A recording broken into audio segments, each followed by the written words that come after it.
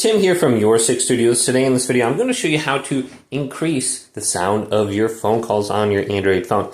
So you can go to these side buttons right here, but sometimes this only increases the sound of media devices. So you want to go to the volume mixer so you can increase or decrease the ring volume. So we can go to this now and we can tap the three little dots right here and it'll open up the volume mixer. I'll show you another way to get there in a second, but you can see this little icon here will be the one for the ring tone here. So we can go up and down. Just make sure this is up high enough. Now we can also do this through the settings. So let's go to settings here, tap this, going down to sound and vibrations, and we should be able to see the options now for our sound, system sound here, our volumes. So let's go to volume.